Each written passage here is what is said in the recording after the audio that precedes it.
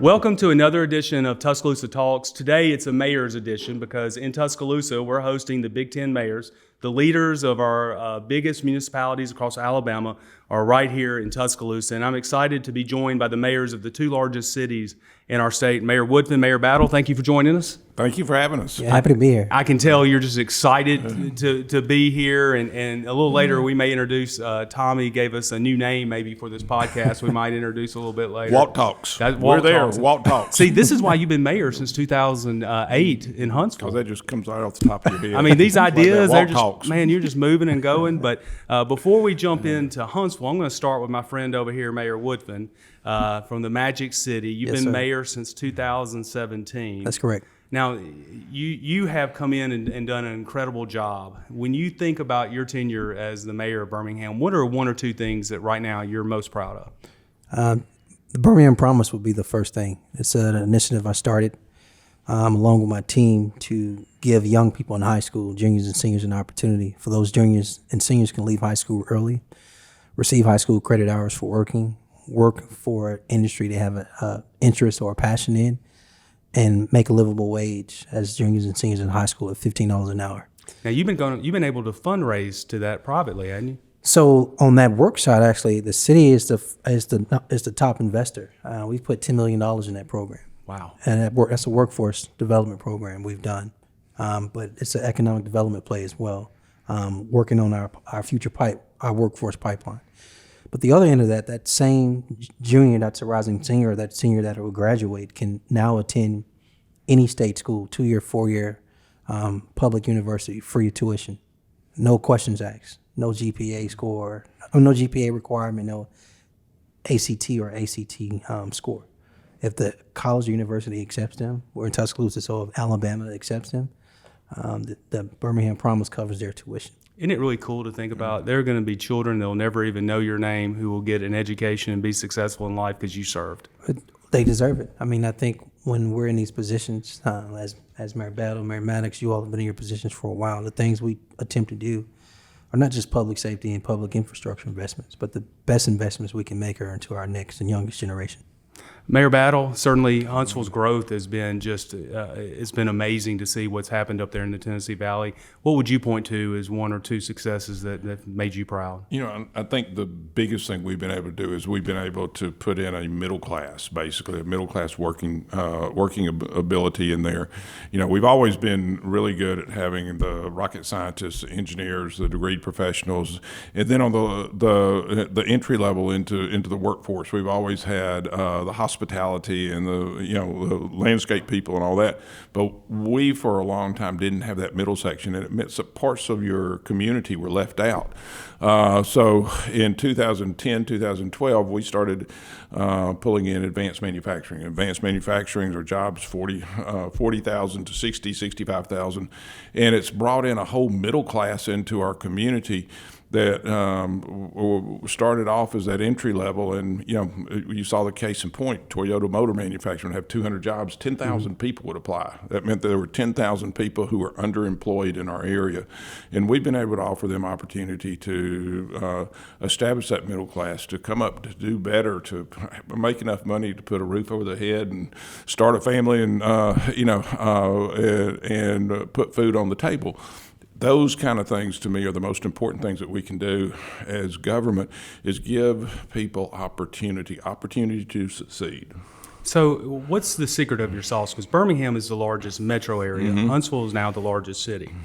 Where are you finding the workforce for all these jobs that are coming into Huntsville? Oh, we're having to work very hard to bring in that workforce. Our biggest challenge is bringing in the workforce to fill the jobs that we brought in. It's a great problem to have, but it is something that we've got to address. And you do it by quality of life, by having a community that when people come into, they want to be a part of, they want to stay and be a part of. So we have been recruiting from all over the Southeast, all over the nation. We have been recruiting from the armed forces who are coming out and mustering out and going back to the private sector. But also we've got it set up where our young people coming straight out of high school and straight out of the 2-year colleges can go straight to work. Mazda, Toyota, you get a $40,000 a year job and not have a high school diploma, have a GED and work hard. So Yeah. it's great. And, and y'all have the same thing. And you had it in 1980 when I left Birmingham, steel mills were there. And that was 16,000 in manufacturing jobs.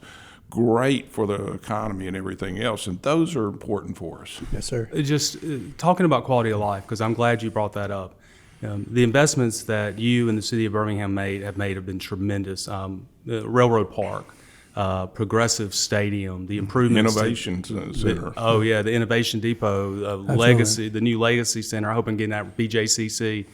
Talk about the importance of that in recruiting workforce and keeping people plugged into jobs in the Birmingham area. Well, I think it's all connected. I remember when I came to office, I counted the number of years. It was almost 40 years that new protective stadium had been talked about, of building a new stadium. And so my first thing was to gather the facts. Why? What are the benefits of this? And you're right, there's a ripple. I mean, the first initial was the capital investment, the number of jobs that created, especially in the middle of a coronavirus, that construction can still take place and people were still gainfully employed when everyone else was laying people off or out of work. And so that's a hit, right? And then post being built, that people can still be gainfully employed because you have events there on top of events. It's not just 6 UAB home games. It's now home to the USFL. It'll be home to concerts and all these other things that will continue to take place there. I think, so the economic impact is the second thing, right? You got the capital investments, then you have, you want to run towards sports and entertainment. You now have that because the updated Legacy Arena and the protective stadium. You add on the economic development impact with people coming to town, people staying in your hotels and want to have fun. Again, it goes back to the quality of life of just people want to be in the city and participate in things that are positive and family fun and family oriented. So those are just some of the things we've been able to do with that. In addition to the railroad parks and the city walk that will be under the 1 mile under the interstate, where probably be one of the biggest skate parks in the entire Southeast, along with the dog park and so many other things. I know at least it's in Tuscaloosa's case, but I imagine it's Huntsville and Birmingham as well. You can't build enough outdoor recreation, enough walking trails, parks. No, you cannot. We have a common thread that goes between our communities, and that's the University of Alabama system. Here, obviously, University of Alabama, UAH in Huntsville, UAB in Birmingham. Mayor Woodfin, I'll start with you. What's UAB mean to the city of Birmingham? UAB is the actual identity and economic engine for our city. It's not only the largest employer in the city, it's the largest employer in the state. And we would consider, from an economic development standpoint, where the future is going with healthcare, personalized medicine, and genomics and biotech, with Southern Research being attached to it. That's where we need to be making all our investments. No different than aerospace and defense is doing for Huntsville. What we need to be doing with UAB and healthcare is our future. How about you, Mayor Brown? We're fortunate. We have UAH, an engineering, nursing school, business school. We have Alabama A&M, which is also engineering, agricultural. Then we have Oakwood University, which is a liberal arts college. All three of those add to the mix of what we need in our community. It adds research dollars. It adds a smart factor to it with the PhDs who have been working in those fields for so long, who can bring some expertise to it. But also, it gives us a solid pipeline of workers coming out at UAH. Something like 80% of the young students coming out of there stay in our community and work in our community. And that is a great thing because it helps take care of our workforce development problem that is our challenge of today. There's no doubt, and people sometimes will say, well, all Tuscaloosa has is University of Alabama, and I'm like, well, that's a great place to start. Yeah. It's an amazing place to start. It is an amazing place to start. We do come down here and try to recruit some of your young people out there. Hey, we're proud to have them here, and certainly I know you're proud to have UAB and UAH. You're both mayors that are respected. You've been affirmed. Your leadership has been affirmed by the voters, is why you're still in office. Tell people of Tuscaloosa what would be the biggest challenge you face as a mayor every single day. Mayor Woodfin, I'll start with you and go to Mayor Battle. Yeah, well, right now, I think in many urban cores, gun violence is a real thing. Prior to the global health pandemic, I declared gun violence in the city of Birmingham a public health crisis. And while the coronavirus while we were in knee deep of it, it was still a health crisis. And as we come out of the global health pandemic, it's still a health crisis, I think. And it's not just those murdered, right? We have victims of gun violence that actually survive that are victims of felony assaults. And then they go back into the community and may want to retaliate or do other things to harm others or innocent people. And so I think just as a community, we have to get a grip on how do we solve for gun violence, because we're not going to arrest our way out of that problem. We can't police our way out of that problem. But addressing it through a health crisis lens, what can you do to support from a prevention, reentry, and enforcement standpoint? You know, one of the things we'll talk about over the next couple of days is the fact that in our communities we seem to arrest and rearrest the same individuals. And one of the things we need is help from our state partners as well, because I believe we would all agree our local law enforcement is doing everything that it can. And I would imagine if your budget's probably very similar to ours, you're investing a lot into public safety. Right. But just real quick before you go to Mayor Battle, there's an issue that's tied in first place probably, and that's our infrastructure. We have a very outdated old infrastructure. Just stormwater alone, we have a stormwater system that was built for the amount of stormwater from rain that comes into all of our cities that can't handle the amount of runoff that comes in. And so with this new infrastructure bill, we have to be aggressive in just rebuilding our infrastructure. We've had over 50 water rescues within our city limits from all the rain since January 1. Wow, y'all have your own Navy then. Yeah, it's called the fire department. Mayor Battle? I think our biggest challenge is communications. Just like what we're doing right here, it's communicating out the message of what we're doing, why we're doing it, what our strategy is, what our plan is, where we want to end up. And it can't be done in 15-second news clips. It can't be done in. It's not done in our newspapers anymore. So it's kind of falling back to us, and having something like a podcast, or having something like a weekly newsletter, or having something that keeps information coming out to our citizens to let them know what we're doing, why we're doing it, what's our plan, what's our final action that's going to happen out of this, what do you expect to gain out of all this. That's key to what we've got to have to continue to grow and continue to have a population that supports what you're doing. So if you can express to the population that we're growing because we want to offer opportunity to everybody out there, then and you can get that message across, then you're going to be in good shape. If you don't get that message across, people are going to say, I'm tired of growth. I'm tired of people in front of me on the highways. I'm tired of the traffic. I'm tired of this. I'm tired of that. But, when it gets down to it, if you offer opportunity, wow, for your children, your nieces, your nephews, your friends' children, if you can offer them that kind of opportunity, what can you achieve? I agree about the challenge of fighting 144 character bytes, because that is it is what we're up against. And somebody can put something on social media and it even have just a kernel of truth layered with about 3 feet of misrepresentations, and somehow, some way it becomes fact. Yeah. And that's the challenge. But that's probably a challenge for any organization, but especially in government. Yeah, but that's where our investments come in, right? I think it's mayors. We are responsible for hiring a team. I'm proud of my team, but I know y'all are too. Communicators, whether it's written form or social media or TV or all other channels. Our jobs as mayors, as leaders, we have to over-communicate with the citizens we serve, because if we're only expecting our citizens to get their information about what we're doing from the news, then we're going to lose from the get-go. Absolutely. Right. Just a couple more questions. We'll be wrapping up. The Big Ten mayors, we've been coming together now for a while.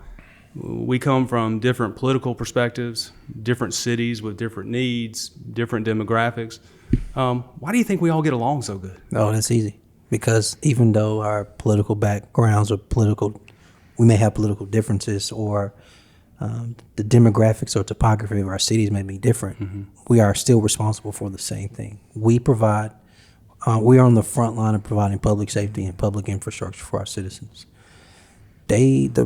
Last time I checked, the pothole is not Democrat, Republican, or black or white. You sound like you're channeling your inner LaGuardia there. I'm just saying that when the citizen calls 911 or 311 for an issue, they expect us to respond to that issue regardless of political affiliation or based on how many citizens we have. And so I think from that standpoint, we focus and lead our cities through something simple, the P word, pragmatism. And we got to get the job done. It's the common cause. The common cause of us is to affect the citizen who's down there on the streets, who is somebody who needs help. And, and we see them day to day. You see them in the grocery store line. You see them in the restaurants. You see them just walking down the street. And all of us have that same common cause. We're there because of that citizen, and that's our function. And there's no hiding. You can't hide behind the marble of City Hall. No, you can't even take your dad to his 70th birthday at Red Lobster. Come on, man, let you have that cheese biscuit now. Come on, man, that's the best thing about Red Lobster to me. All right, so everyone knows you. They see your public faces. You're the leaders of our two largest cities in Alabama, but they probably don't know anything personal about you. So I'm not going to go in. Trust me, this is not hard-hitting journalism. This is the diametrically opposite of that. So Tommy Battle, what do you do for fun? Oh gosh, what do I do for fun? This weekend I put out 30 hostas, 95 bags of mulch. I worked in my yard, and I got to sneak in a tennis game in the middle of it. So I'm sore today. You should be sore, man. If you're not, I'd wonder about you. Mayor Woodfin, what do you do? I'll tell you what I've been doing, which is that's actually been watching sports lately, just catching up in the sports world, which has been a way to relax. I think now that we're coming out of the coronavirus, I want to do something else now, which is travel more. I think I've committed to taking some form of a break at least once a quarter. You need to. Now, I'm glad you brought sports, because I'd hate to leave without talking about the World Games. All right. Talk to me, or not talk to me, talk to us, talk to Alabama about why the World Games is so important, not only to Birmingham, but our entire state. Listen, I am grateful to serve as mayor of Birmingham, and yes, these games will be in Birmingham, but they're also be in our metro area. And this is not just economic impact or, social impact. The world will descend upon the entire state of Alabama. Mm-hmm. And I think that is a win for all of us in the Big Ten. I think you'll have over 1,000 athletes from over 100 plus countries and participating in over 36 sports, where the head of the entire Olympic Committee will come down and probably be one of the top tier people to watch these games. But you're talking about dignitaries and sports fans and enthusiasts from all over the country and the world descending upon our state to participate in these games over 10 days from July 7th through July 17th, which, if my math is correct, that's 102 days. Wow. So we're on a countdown. And, in one hand, I'm trying to get excited. In the other hand, it's preparation, right? Logistics, operations, public safety, check down. And so I'm in the work mode. My team's in work mode. But at some point, 100 days out, we're going to be very intentional about promoting these games. There are a lot of games that some people are well aware of and familiar with. There's some games people are not aware of and familiar with. Many of these games people see every 4 years in the Olympics. Some of these games people have never heard of, but athletes participate in them every 4 years as well. So we're very excited to host. I definitely want the Big Ten mayors to come. For those viewers and those listening out here, we want you to come participate and have some fun. So if they wanted to get tickets or learn more about it, where should they go? Correct me if I'm wrong. TWG, the World Games, is it .org or .com? It's twg.org. That stands for the World Games. So tickets are now available and on sale, and we don't want you to miss out. There will be an opening and closing ceremonies. Definitely want y'all at the opening ceremonies, but this would be a big deal for those interested. twg.org. Well, as an Alabamian, I'm proud that Birmingham is going to be hosting the World Games, and I know that your team's going to knock it out of the park along with everyone in this state.